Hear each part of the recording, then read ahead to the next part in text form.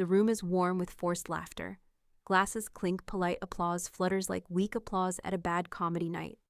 And the smell of catered hors d'oeuvres hangs stale under soft ceiling lights. You stand near the back, deliberately holding a drink. You're not drinking. Smiling a smile that feels borrowed. It's his night. Your father's grand retirement. 40 years as CEO. 40 years of his name etched on business cards and bronze plaques. And tonight he's giving a speech. You already know what he's going to say. You've seen his notes crammed with bold headlines and little stars next to the jokes he thinks will land. What you don't expect is you, center stage in the punchline. A target dressed in a suit. He clears his throat and begins thanking his wife, praising his team, sharing anecdotes from the early days. Everyone is nodding, sipping, smiling. Then he pivots, and of course he chuckles. There's my son. He says your name like it has quotation marks around it. Who once tried to automate our shipping logistics using a college spreadsheet. Nearly tanked the entire quarter. The room laughs. You freeze, smile, nod, sip. Your throat burns from the dry Chardonnay you didn't mean to swallow. And now he continues, his voice swelling with self-satisfaction. He's here to... Well, we're still not quite sure what he does, but he looks good doing it. Laughter again, too loud this time. A few people glance at you, some out of sympathy, others out of schadenfreude. You lift your glass slightly, like it's all in good fun. Inside you feel something twist. Not just embarrassment, something sharper, colder. You think that was intentional. He could have chosen anything to say, 40 years of memories, and he picked that. He couldn't just exit with grace. He needed one last performance. And you were his final gag. You remember being 6, sitting at the dinner table with glue on your fingers and a paper crown on your head. You told him you wanted to be in charge of everything one day. He laughed then, too. The same kind of laugh. You shake your head, eyes blinking back to the now. A waiter passes with a tray of salmon skewers you don't touch. Your mother waves from across the room, her face unreadable, caught between pride and discomfort. Maybe she'll say something later. Probably not. He wraps up the speech with his usual flair, a joke, a thank you to the future toast that makes the crowd cheer. Then he steps down, and people swarm. You stand still, invisible in a room where everyone knows your name but only as his son. The photographer floats by. Family photo, he asks. You smile? I'll join later. Later never comes. You slip out quietly through the service door near the restrooms. It smells like disinfectant and cold metal. The hallway echoes with your footsteps. You check your phone. No new messages. You think, fine, if that's how he wants to end it, then let it end, but not for me. Outside the parking lot hums with idle conversation and half-remembered jokes. The air is cool and quiet. You breathe in the first full breath you've had all night. That moment, that sharp, slow humiliation, it settles in your ribs like a blueprint. You open your car door. The leather is cool against your palms. You sit down, close the door, and let the silence seal itself around you. Then you start the engine and start thinking. You drive without music. Windows up. Just the low hum of the tires on the road and the kind of silence that lets your thoughts walk out fully dressed. You're not angry, not in the way people expect. You're still. The kind of still that comes after a long drought. When the ground doesn't crack, it hardens.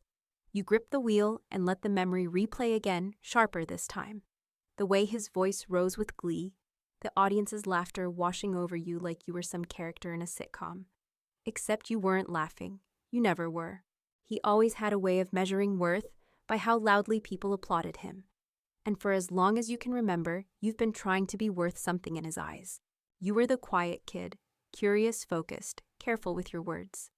But that never played well in his world. He liked charisma, swagger people who could walk into a room and make it theirs before they even said a word. You were the opposite. Observant, strategic. You preferred back doors and blueprints to spotlights. You tried, though. Oh, you tried. When you were 13, he gave you a business book for your birthday. Think like a tycoon.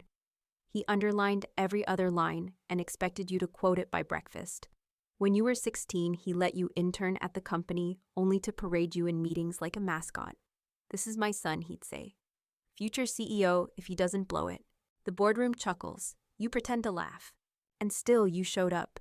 You worked hard, took notes, studied how the company ran. You learned the systems no one else bothered to understand. When the company flirted with bankruptcy during that supplier fallout 5 years ago, you were the one who caught it early and flagged the accounts. You patched the hole, quietly, efficiently. No one noticed, or they did, and gave him the credit. You never corrected them. Part of you thought, maybe one day he'd do it for you. A small moment, a nod, something like that was all my kid. But that moment never came. And then tonight, it was like he'd taken every quiet contribution you ever made and steamrolled it with a single line, a joke. You pull into your driveway, headlights bouncing off the garage door. The porch light flickers. You sit for a while before getting out, not ready to go inside just yet. You think about the kind of man he is, always needing to be seen. When you were younger, you thought that meant he was confident. Now you know better. You remember one summer when the company had its annual family retreat. He arrived late, loud arm around your mother, joking with the marketing team like they were all college buddies. When it came time to introduce the staff's kids, he forgot your name for a full beat, laughed it off, said, "Well, I've got so many projects these days, it's hard to keep track." You were 10. He never apologized. Not then, not ever. You learned early his pride came first, always. And somewhere in your adult life, you stopped expecting anything different. But expectation isn't the same as immunity. And tonight his words pierced through defenses you didn't realize were still up. You look up at the house, the porch light still flickers. You really should replace that bulb. Instead, you reach for your phone, you open a note, title it Contingency. You start listing names, old shareholders, longtime partners, the ones who always seemed frustrated with the way your father handled things, the ones who trusted you more than they trusted him, even if they never said it out loud. You don't know what you're building yet, but you know what you're done doing. You're done waiting for recognition from someone who finds value only in putting others beneath him. You're done performing for applause that never comes. You're not angry. Anger is loud, messy, fleeting. What you are is awake, and that you think is far more dangerous. You don't show it the next morning. You walk into the office like it's any other Monday. Crisp shirt, calm face, coffee in hand, just another cog in the machine your father used to run. The halls still smell like printer ink and ambition, and the front desk girl gives you her usual polite smile. No one suspects anything. Why would they? They saw the speech. They laughed. They think you laughed too. You take the elevator up floor 14 and step into your office, technically a strategic advisory position. A vague title, the kind that doesn't threaten anyone. Your dad liked it that way. Let people underestimate you, he once said. You've been doing that for years. It's worked out better than he'll ever realize. Your desk is organized to the point of stillness. The plant by the window is thriving. You pull up the spreadsheet you started last night, Contingency, and begin populating it. Name by name, shareholder by shareholder. Their percentages, their known grievances, their patterns. Each line is a thread in the tapestry he forgot to watch unravel. You pause to sip your coffee. It's gone lukewarm, but you don't care. There's a meeting in Conference B at 10, some leftover formality about your father's exit. You're not scheduled to speak, but you show up anyway, just to listen. You slide into a seat at the end of the long table, notebook in hand, smile. As if none of this is strategic. They talk numbers, transition plans, legacy. A few managers still refer to him like he's around the corner, like a ghost who might stroll back in at any moment. But you listen closely because what they don't say is what matters most. They're relieved. Some of them don't realize it yet. But it's there, in the casual tone, the lowered tension, the slight boldness in their suggestions, now that he's not looming at the head of the table. They feel freer. You file that observation away. The meeting ends. Someone claps your shoulder, says, "Your dad's quite the character, huh?" You smile. Always has been. You return to your office and pull up an old file from 4 years ago, the quarterly projections you restructured during the shipping fiasco. Your edits are still marked in blue. His name's on the document, but his edits are all red, and nearly all of them were reversed in practice, quietly, without credit. You don't need the past to justify what you're planning, but it's a good reminder you didn't just survive under him. You made the place better. You get a text from your sister around noon. "Dad says you seemed distant last night. Everything okay?" You stare at the message. She wasn't at the speech.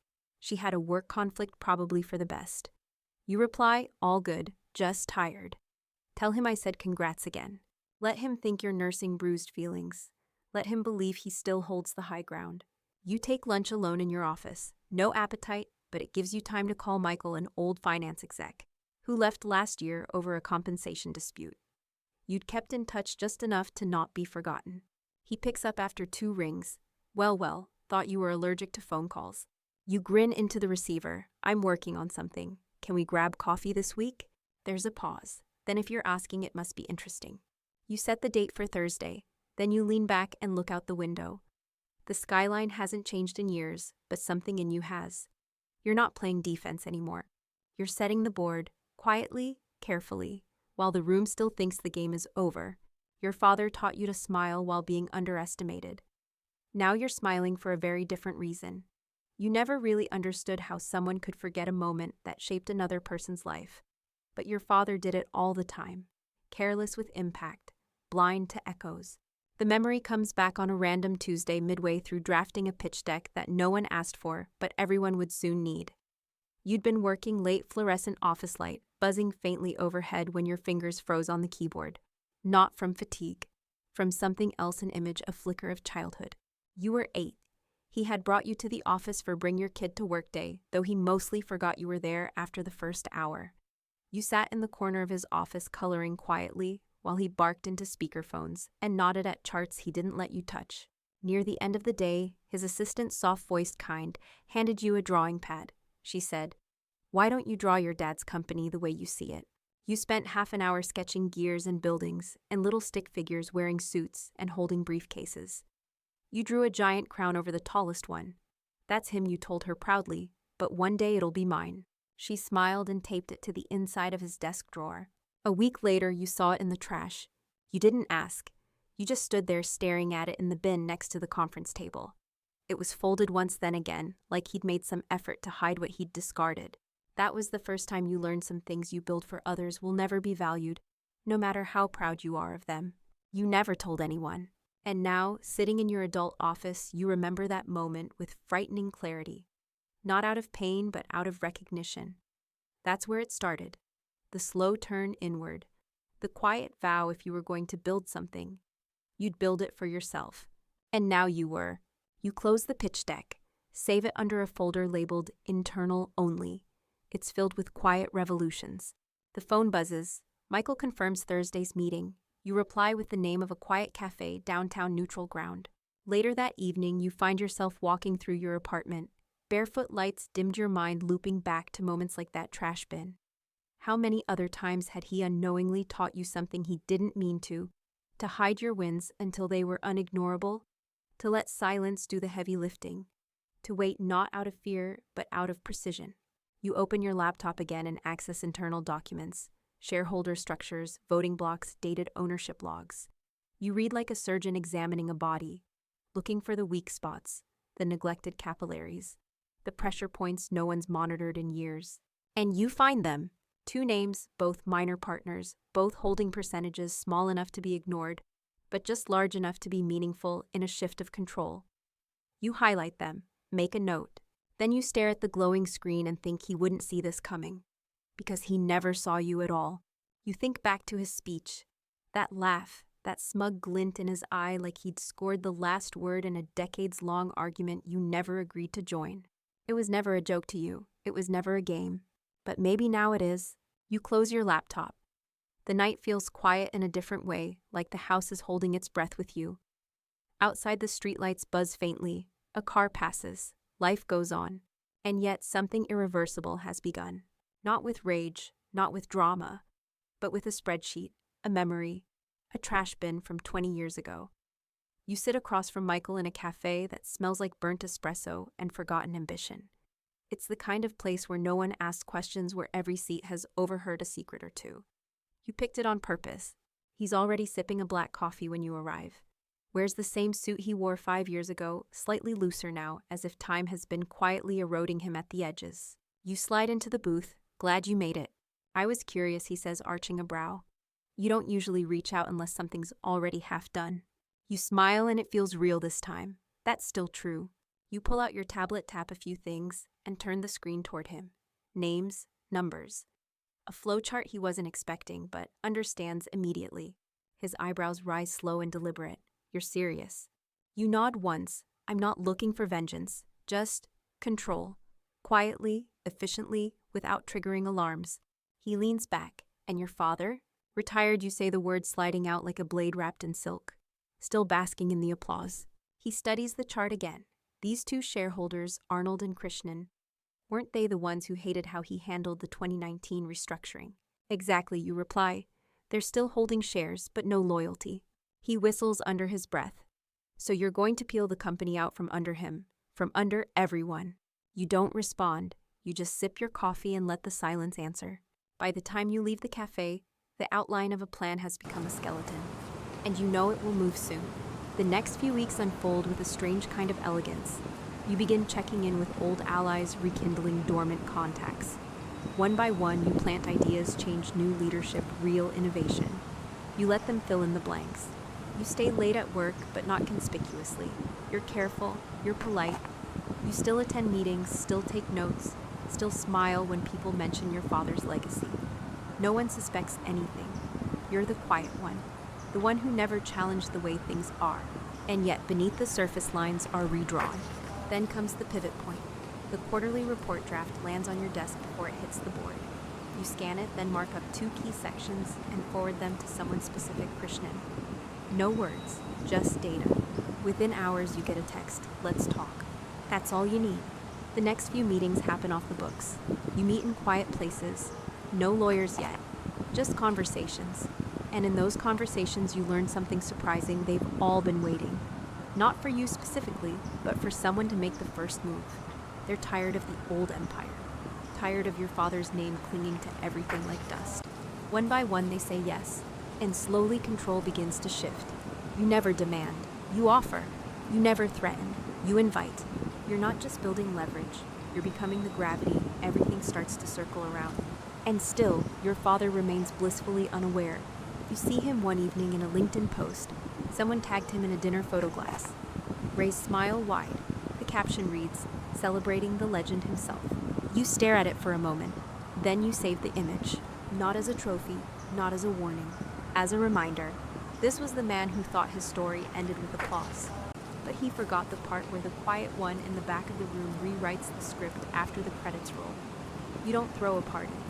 You don't call attention to it. No champagne, no dramatic speeches, no public announcements. Just paperwork, just signatures, just silence. It happens on a rainy Thursday, the kind where people wear dull coats and walk fast, heads ducked against the wind. You're sitting in a small office neutral ground again, with Krishnan and Arnold on either side of the table. The room hums with the quiet click of pens and the rustle of thick envelopes. No one says much. It's all been agreed upon already. Once the last signature dries, Arnold looks at you. You really did it, he says, not quite with surprise, but with something softer. Respect, maybe. Or relief. You slide the documents back into your folder. It was never about doing it loudly. He chuckles. You're your father's son, but in reverse. That lingers. A compliment shaped like a riddle. You shake hands, thank them, and walk out into the rain. No umbrella. You let it soak through your coat. Let it cool the heat you've been carrying in your chest for weeks. Back at your apartment, you pour a glass of water, not wine. You sit at the kitchen table and reread everything. The shares have transferred. The percentages align. The majority is yours now. The silence is immense. You never imagined it would feel like this. Not triumphant, not vindicated, just clear. There's a moment where you expect yourself to smile, maybe laugh, but nothing comes. Only the steady beat of rain on the windows and the distant hum of a dishwasher you forgot you started. Then your phone buzzes. It's a message from your father. Lunch next week, got some updates about the foundation board. Thought you might be interested. As if nothing has changed. You stare at the screen. He doesn't know yet. Not really. He's probably heard whispers, but whispers never bothered him. He thinks control is his by birthright. That no one would dare move without his blessing. And yet, you just did. You let the message sit unread. The next day you walk into the office and everything looks the same. Same elevators, same chatter in the break room, same receptionist typing, like she's trying to outrun her inbox. But you know it's different. You pass the executive wall, the one with the founder's portrait. Your father's face still hangs there, smiling, framed in polished mahogany. You don't stop. You head to your desk where a small email from legal awaits. Subject line, final confirmation board majority adjustment. It's real, and yet you don't forward it. You don't reply with fanfare. You sit there letting it breathe. Later in a meeting with the ops team, someone asks if they should bring your father in for feedback on a new vendor proposal. You pause just a beat, then say, no need. We'll move ahead internally. No one objects, no one questions. They nod, and you feel it, that subtle shift in atmosphere. The tectonic plates beneath the company beginning to realign, not because you demanded it, but because you did it. You walk past the break room later and hear someone say, feels like things are finally starting to change around here. They don't even know you're the reason. And that's fine. Let them think it's the wind. Let them chalk it up to coincidence or timing. The loudest kind of power is the one no one sees coming until the room is already rearranged. You still see his name everywhere. It's on the plaque by the front door, gilded and proud. It's on the website banner that greets clients with a promise of stability and legacy. It's on the company newsletter's masthead, accompanying a congratulatory note about his well-earned retirement. Everywhere you look, it looms a monument to a man who built his empire from the ground up and who assumed it would last forever in his image. But the truth is quieter now, hidden beneath the surface. You arrive early one morning and walk past the lobby where the receptionist greets you with a surprised smile. I heard the news, she says softly, eyes wide. You nod, saying nothing. You take the elevator to the top floor where the executive suites are. The walls are lined with framed photos of company milestones. You stop at the one with your father shaking hands with a government official, the day they won the big contract 5 years ago. You trace the frame with your eyes, feeling the weight of history settle like dust. In the boardroom, you sit alone for a few minutes before the team arrives. The room smells of polished wood and fresh coffee. You run your fingers over the conference table, imagining the meetings where your father held court, where decisions were decreed with a raised voice or a pointed finger. Now you are the one who controls the agenda. As the team files in, you catch a glimpse of a photo on the credenza, your father's retirement gift, a crystal paperweight with his name etched inside. You pick it up and turn it over in your hands. It's heavier than you expected. You place it carefully back down and look out the window. The city spreads beneath you, endless buildings, each with its own story, its own struggles. Yours is just one among many, but for the first time, you feel like it's truly yours. The meeting begins. You speak calmly, deliberately. You outline new initiatives, fresh directions, ways to modernize without losing the foundation. The team listens. They nod. They ask questions you're ready to answer. No one mentions your father. You don't bring him up, because this is your moment, your legacy unfolding quietly in the spaces he left behind. Later, you walk past the executive washroom and catch your reflection. The man in the mirror is still learning how to wear this power, still deciding which parts of his father's shadow to keep and which to leave behind. You think about the years you spent in the background, the late nights patching crises no one knew about, the silent victories nobody applauded, and you realize something: power isn't about being seen. It's about being steady, being present when it counts. You sit back at your desk and open an email from the foundation board. Your father's message sits at the top, full of updates and requests for feedback. You smile quietly. You don't reply right away, because the next chapter is yours to write. The day your father finds out, it's nothing like you imagined. No shouting, no confrontations, no dramatic boardroom showdown where the past is slammed down like a gavel. Instead, it comes in a message. A terse email from his assistant forwarding the legal notice about the share transfer. The subject line is clinical, important changes to board majority. You know he's read it before you even open your own inbox. Later that afternoon, you get a call. His voice is colder than you expected. Less the proud patriarch, more a man grappling with disbelief. Is this true? He asks. You hesitate, savoring the silence. Then with measured calm, you say, yes. There's a pause. Then the unmistakable sound of something breaking, the brittle edge of ego, cracking under weight. He says, I don't understand. How did this happen without me knowing? You reply, because I moved quietly. Because I learned that control isn't about noise. It's about the spaces no one watches. You can hear his breath catch. You're playing a dangerous game. No, you say softly. I'm finishing the one you started, but never finished. The call ends there. No apologies, no threats, just silence. You think that might have been the loudest moment of all. You go about your work carrying the quiet knowledge that the empire he built is now in your hands. not as a gift, but as a claim you earned in shadow and silence. There's a strange power in that kind of ownership, one that doesn't demand headlines or recognition. It's the power of owning the story no one else saw unfolding. Weeks pass, you see him less. He retreats into his new life, a life with less control and more questions. When you do meet his eyes avoid yours, the unspoken acknowledgement between you both hanging like an unfinished sentence. You realize something vital: revenge doesn't always roar. Sometimes it whispers in decisions made behind closed doors, in shifts no one notices until it's too late.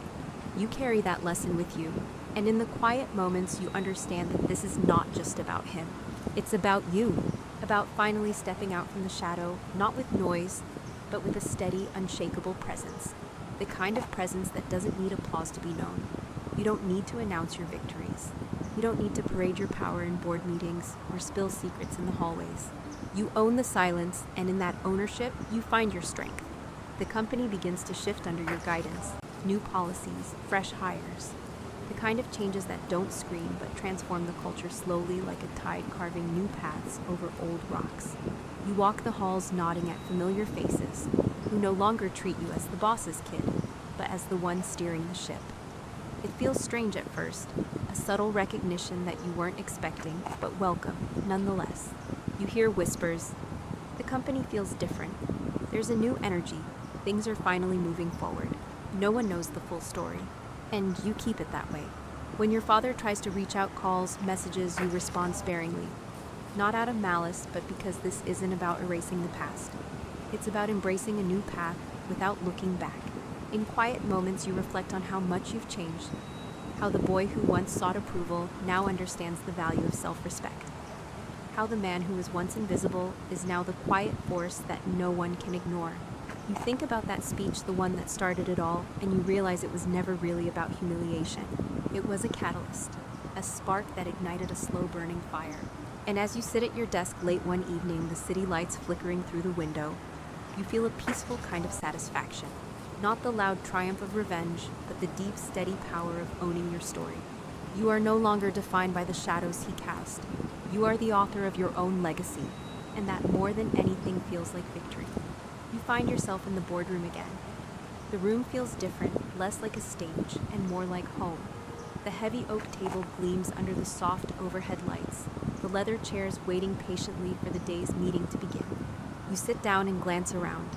The faces are familiar, yet they look to you with a newfound respect, not just as the CEO, but as the leader who earned their trust in silence and steadiness. There's no need to announce the end of your father's era. It's already understood. His legacy remains, but the direction now flows from your vision. You speak calmly, outlining strategies that balance innovation with tradition. You listen as others share their ideas, fostering collaboration rather than command. It's a different way, a quieter way, but one that feels right. Later, you find yourself alone in the room. Your gaze falls on a framed photo on the wall, your father standing proud at a company anniversary decades ago. You don't look away in anger or bitterness, but with a soft understanding. You reach into your pocket and pull out a small note, a message you wrote to yourself years ago, during one of those late nights when the weight of unspoken expectations felt unbearable. It reads, "One day you will rewrite the story." You fold the note carefully and place it beneath your keyboard. There's a knock on the door. Your assistant steps in with a message: "Lunch with your father next week per his request." You pause, then nod. "Yes, please schedule it." As the door closes behind her, you lean back in your chair and close your eyes. The silence is no longer empty. It's filled with possibility, because this is your story now, written in quiet strength, steady purpose, and the unshakable resolve to build your own legacy on your own terms. And as the city hums softly outside, you feel at peace, not because you won, but because you finally came home to yourself. Day winds down, and so do you. The city outside your window softens into quiet shadows, the hum of business fading into something more intimate, the pulse of your own breath, the steady rhythm that grounds you. It's in these still moments, away from speeches and shareholders, that the story truly settles. You think back over everything, the laughter that cut deeper than words, the years spent building under a man who never saw you, and the silent work it took to claim what was always yours. The anger that once burned bright has cooled, replaced by a calm you didn't know was possible. It's not about revenge anymore.